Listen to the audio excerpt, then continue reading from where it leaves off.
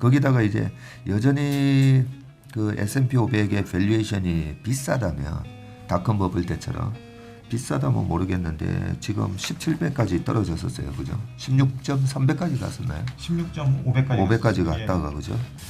의사록을 뭐 자세히 좀 주말 동안에 봤는데 대체로 그 시장에서 예상하는 것 이상의 어떤 코멘트가 지금 안 보이고 있고. 예, 제가 맞습니다. 뭐 그 늘 드리는 말씀이지만 이 1,300원 이상 돌파하는 거는 금융 위기가 와야 된다고, 그죠? 예.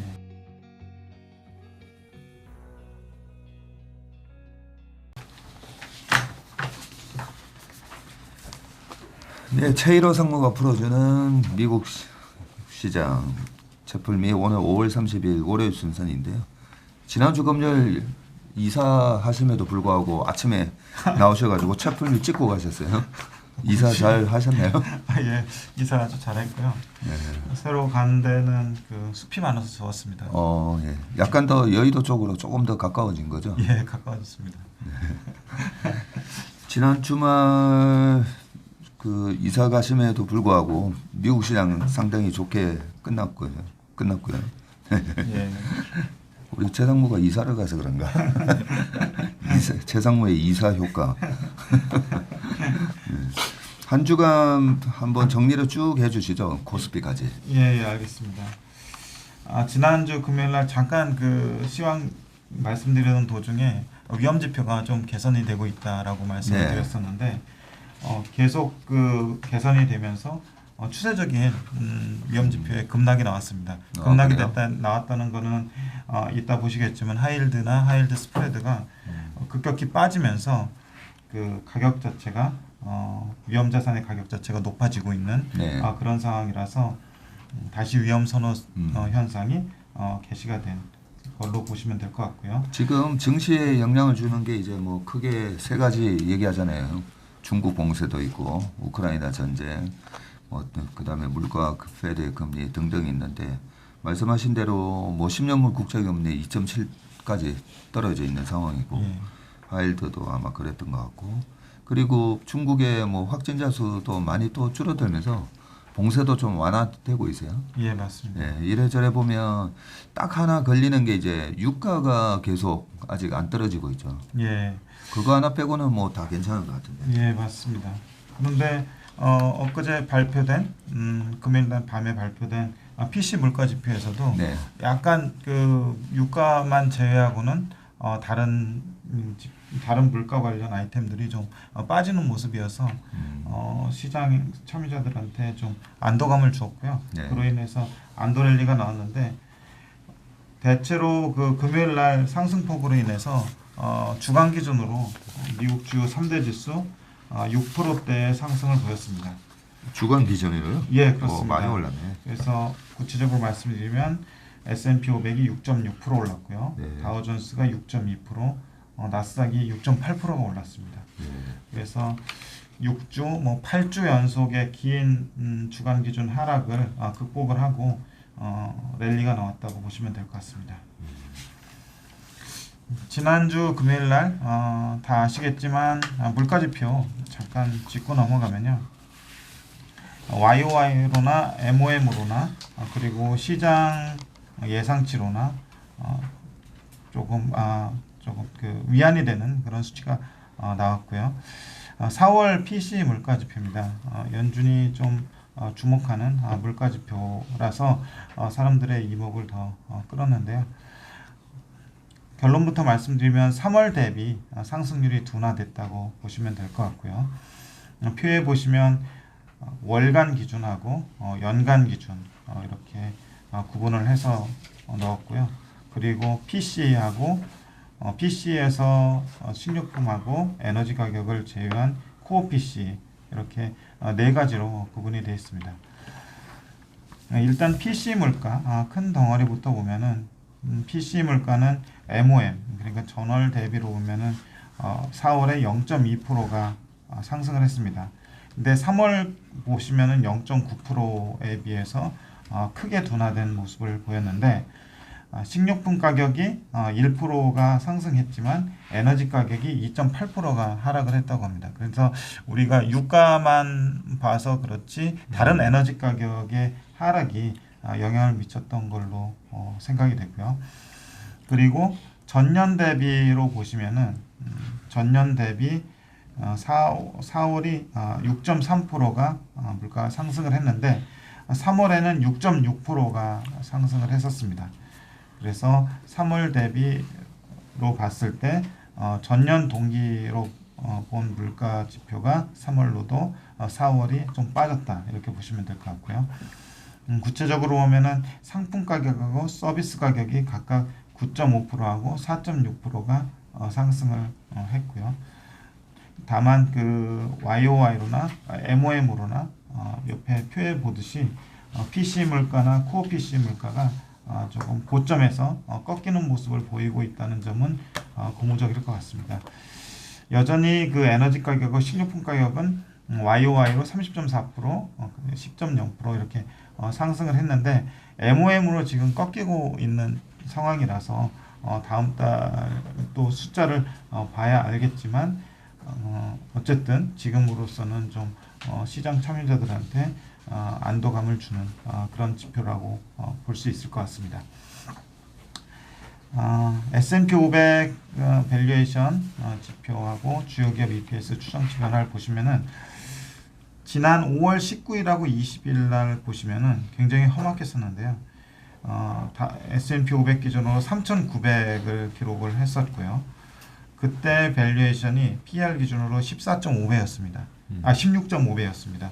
그래서 근래 들어서 가장 낮은 밸류에이션과 가장 낮은 가격을 기록을 했었고요. 저희가 몇 번 얘기했듯이 각종 지표로 봤을 때 바닥을 통과하지 않니 뭐 이런 약간의 논란이 있었지만 지금 봐서는 어쨌든 5월 19일, 20일이 밸류에이션이나 가격의 바닥이었다고 보시면 될 것 같고요. 주가는 그 S&P 500이 6.6% 오르는 동안 그 EPS가 0.2% 주간 기준으로 상승을 했고요. 최근 들어서 EPS가 그래도 0.1%, 0.2% 또는 0.3% 주간 기준으로 꾸준히 오르고 있는 모습은 상당히 고무적이라고 볼 수 있을 것 같고요. 주가가 그 대형주 위주로 많이 올랐습니다. 애플이 8.8%, 마이크로소프트 8.2%, 그리고 아마존 7%, 테슬라도 급락을 했었는데 14.4%가 올랐고요. 엔비디아도 12.7%, 그리고 금융주도 12%, 이 정도 올랐고요. 이익 추정치도 다들 그 0.2%에서 1% 내외씩 이렇게 상승을 했습니다. 다만 좀 특이할 만한 사항이 엑슨모빌이 지난주에 0.5%가 그 이익 추정치가 좀 빠졌는데 이건 조금 계속 관찰을 해봐야 될 것 같고요. 그래서 YTD로 보면은 S&P 500이 12.8%가 하락을 한 상황이고요. EPS는 6.7%가 상승을 했습니다. 지난 주말 기준으로 보면은 아까 전에 PER이 16.5배까지 갔다고 말씀을 드렸는데 주가가 좀 오르면서 17.5배까지 상승을 했고요. PER 기준으로요. PBR은 PBR 바닥은 한 3.9배였었는데 지금 주말 기준으로 4.1배까지 좀 올라왔습니다. ROE는 여전히 좀 비슷한 수준으로 23.7%를 기록을 하고 있고요. 주요 기업 PER 보시면 조금씩 그 주가가 오르면서 올라왔고요. 테슬라가 50배 미만으로 떨어졌었는데 주가가 오르면서 56.7배. 그래도 여전히 뭐 90배, 100배 갔을 때보다는 좀 굉장히 저렴해 보이는 밸류에이션인 것 같고요. 그리고 엔비디아가 30배 밑으로 떨어졌다가 주가가 오르면서 32.5배를 기록을 하고 있습니다. 그래서 이것도 뭐 50배, 60배 수준에서 많이 빠진 상태입니다. 이미 지나간 뭐 뉴스지만 간단히 그 6.6% 오른 거에 대한 주간 기준으로 오른 거에 대한 배경을 좀 시간 순서대로 말씀을 드리면은 지난주에 저희가 JP모건 인베스터데이에서 나왔던 코멘트들을 보면은 실적에 대해서 상당히 자신감을 표명하면서 가이던스를 상향시킨 사례가 있었고요. 그리고 FOMC 의사록엔 자세히 다루진 않았지만 그다지 그 시장 예상을 벗어나는 극단적인 코멘트는 없었고, 이전에 나왔던 얘기들을 그냥 다시 확인해 주는 정도에 불과했습니다. 그리고 금요일날 나왔던 PC 물가 지표가 증가율이 둔화되면서 주간 기준으로 안도랠리가 나왔다고 보시면 될 것 같습니다. 섹터 기준으로 보면은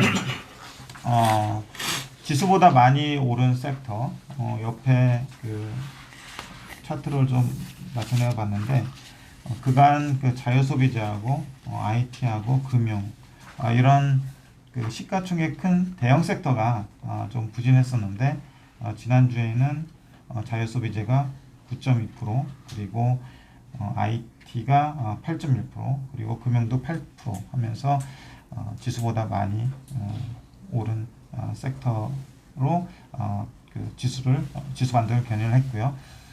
에너지 가격은 계속 강세를 유지하면서 에너지 섹터가 다른 섹터 대비해서 상당히 압도적입니다. 지난주에 8.1% 올랐는데 올해 상승률을 보면 섹터 수익률이 58.3%, 굉장히 이례적인 높은 수익률이고요. 다른 그 유틸리티, 커뮤니케이션, 헬스케어 이런 방어 섹터들은 상대적으로 상승폭이 좀 낮았습니다. 유틸리티가 한 5% 정도 올랐고요. 커뮤니케이션이 3.6%, 그리고 헬스케어가 한 3.2%. 그래서 약간의 그간 성장 섹터가 부진했었는데 다시 좀 반전이 있는 그런 한 주였습니다. 금리 쪽에서 상당히 그 물가라든지 하이힐드라든지 회사채 금리가 안정이 되는 그런 모양새를 지금 보여주고 있고요. 10년물 국채 금리로 보면은 굉장히 그 몇 개월 동안 주간 기준으로 1, 20pp씩 오르락 내리락 막 이렇게 하다가 변동성을 좀 지난주에는 좀 낮아졌는데, 주간 기준으로 4bp 정도 하락을 하면서 2.74%를 기록을 했습니다. 분해를 좀 해보자면 어쨌든 5월 6일 날이 3.12%까지 갔었고요. 3.12%에서 2.74니까 거의 한 40bp 정도 고점 대비 하락한 상황이고요. 10년물 명목금리를 분해를 해보면은 물가하고 경기를 나타내는 실질금리로 나타낼 수가 있겠는데, 물가는 지금 그 시장에서 생각하는 장기 물가는 2.66% 정도를 기록을 하고 있고요. 주간으로 7bp 정도 오르긴 했지만 4월 21일 날 3.04%를 기록한 이후로 계속 조금씩 빠지고 있는 모습이고요. 그리고 실질금리, 이거는 약 뭐 경기의 프락시로 볼 수가 있는데 주간 기준으로 11bp가 하락을 했고요. 5월 9일 날 0.29%를 기록한 이후 조금씩 빠지고 있습니다.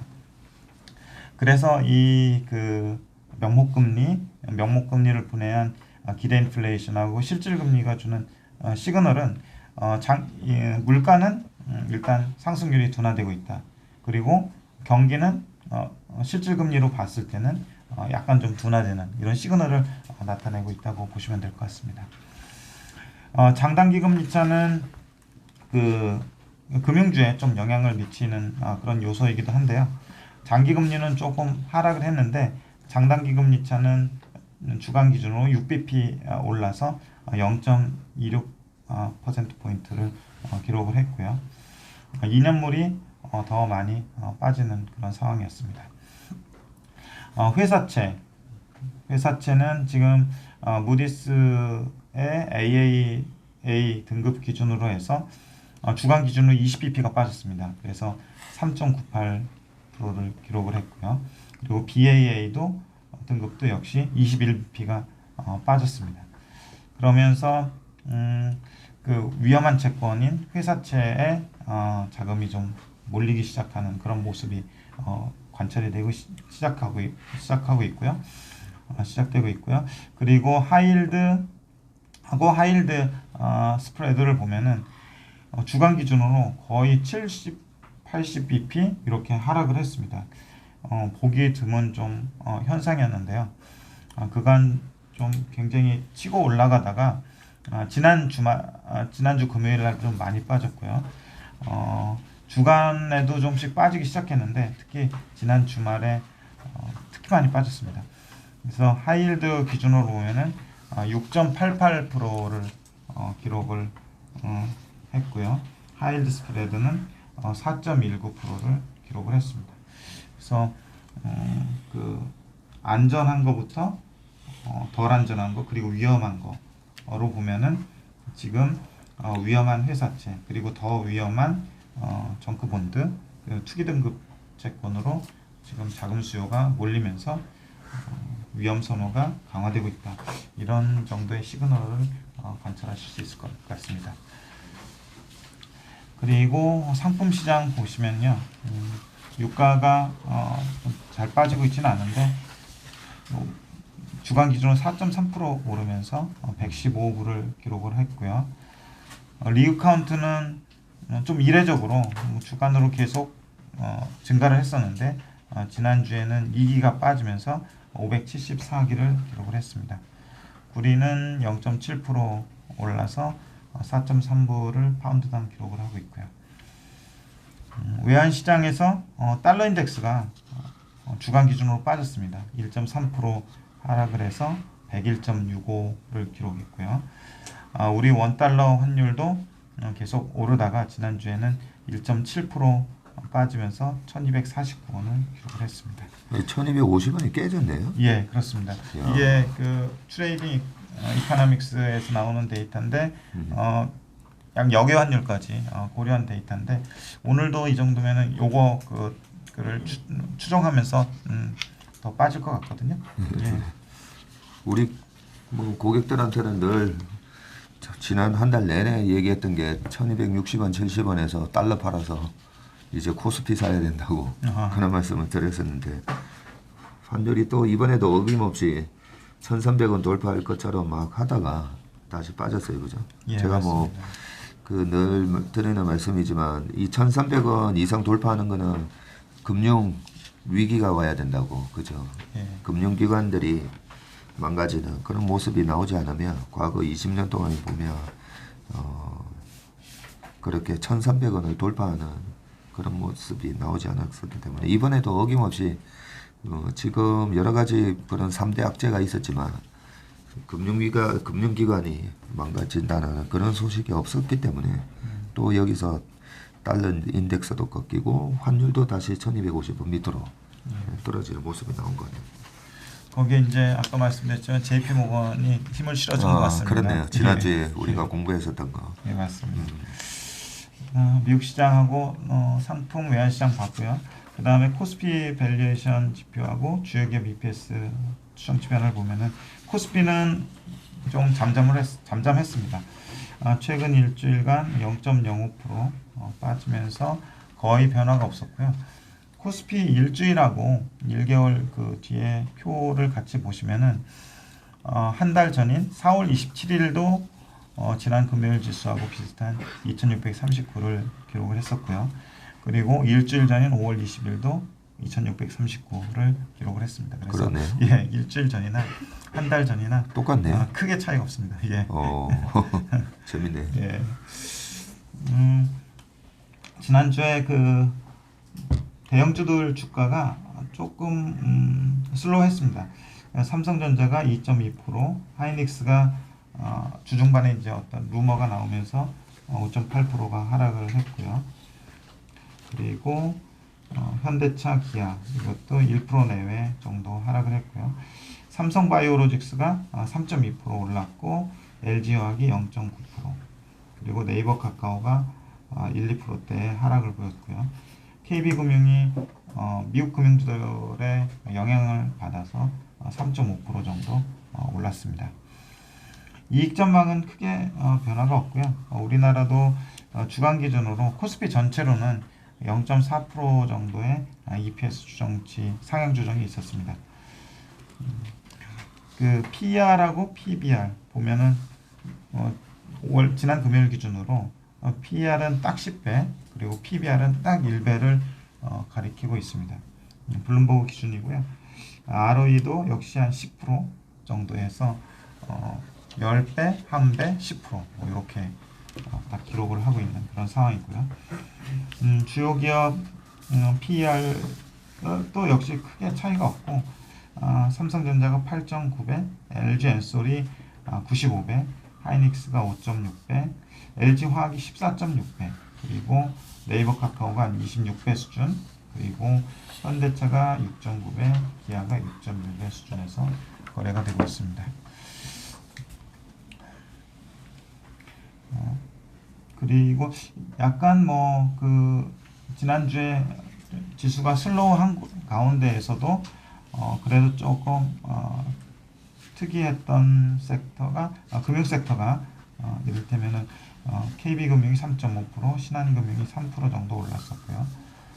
그리고 HMM이 12% 정도 올랐었고 한전이 한 4.6% 반등을 했었고요. 그리고 하나금융 4.5%, 삼성생명 4.3%. 그리고 카카오 계열 쪽이 카카오뱅크, 카카오페이 이런 쪽이 계속 빠지다가 낙폭과대한 반등이 좀 있었습니다. 카카오페이가 9.9% 올랐었고요. 카카오뱅크가 한 3.3% 오르는 그런 그동안 워낙 많이 빠졌었잖아요. 그렇습니다. 워낙 많이 빠지니까 최근에 카카오뱅크 관련해서 네. 이제 밸류에이션 콜 뭐 이런 비슷한 보고서들이 조금씩 나오고 있더라고요. 연초 이후로는 아직까지 카카오뱅크가 마이너스 30% 예, 빠져 있네요. 예 맞습니다. 카카오페이도 연초 이후 여전히 40% 빠져 있고. 그렇습니다. 예. 예, 이상입니다. S&P 500하고 코스피하고 좀 비교를 해보니까 S&P 500이 4월 27일 날 4,183이었고 지금 4,158. 예, S&P 500도 뭐 비슷하네요. 한 예, 달 그렇습니다. 전하고. 예.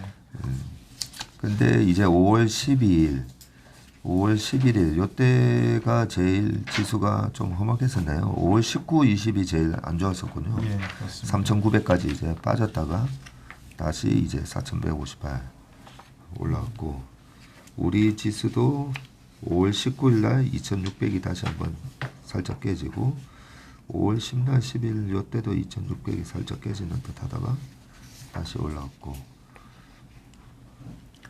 우리 지수 같은 경우는 좀 장부 가치라는 그런 어떤 하방 경직이 있으니까 약간 그 변동성이 좀 덜한 것 같고요. 그렇죠. 예, 미국 같은 경우는 이제 워낙 많이 좀 오른 상태에서 밸류 자체가 좀 높다 보니까 그리고 또 여러 가지 이슈에 의해서 투자 심리가 흔들리게 되면 변동성이 좀 큰 상황인 것 같고요. 과거 2018년 10월, 11월, 12월 그때도 이제 금리 공보랑 페드의 매파적인 거는 금리 인상에 관한 얘기 때문에 주가가 밀렸을 때도 S&P 500이 그때도 딱 20% 빠졌었더라고요.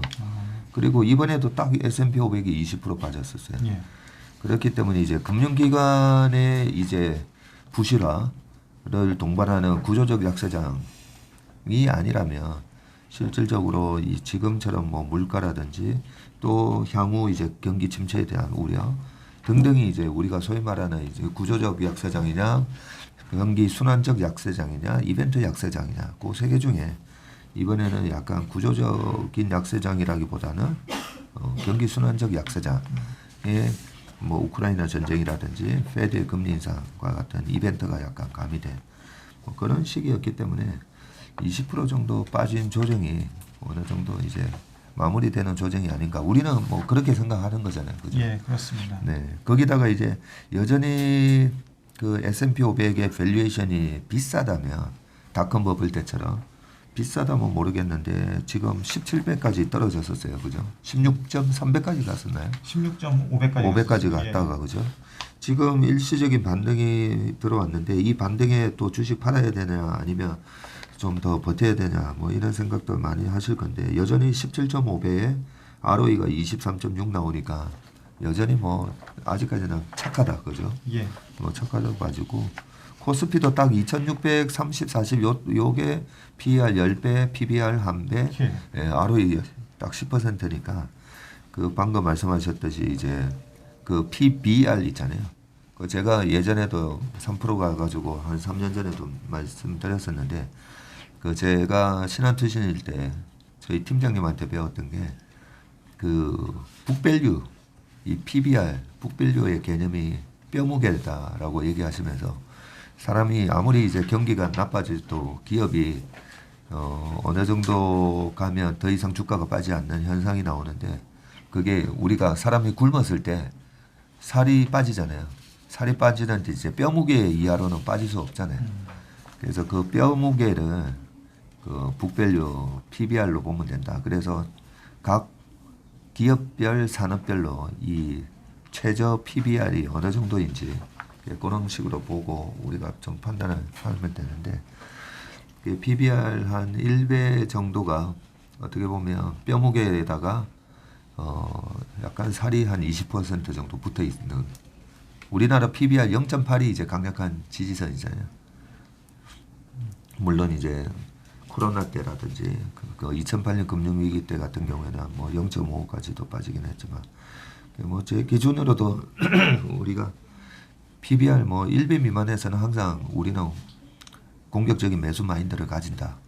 뭐 그렇게 우리는 생각하는 거기 때문에 지금 밸류에이션은 어쨌든 주가가 좀 일주일 동안 반등이 좀 들어왔지만 여전히 착하다 이렇게 보면 되는 거죠. 예, 저도 그렇게 생각합니다. 네. 그리고 몇 가지 뭐 6월 14일, 15일 페드 그 FOMC가 다시 있겠지만은 어쨌든 그 가운데 그 실업률이라든지 다른 경제 지표를 보면서 시장 참여자들이 FOMC 미팅을 좀 주목을 할 것 같은데 의사록을 뭐 자세히 좀 주말 동안에 봤는데 대체로 그 시장에서 그 예상하는 것 이상의 어떤 코멘트가 지금 안 보이고 있고 또 지금 그 지표의 어떤 예상치 자체도 뭐 극단적인 수준으로 예상하고 있지 않아서 제가 볼 때는 이번 FOMC가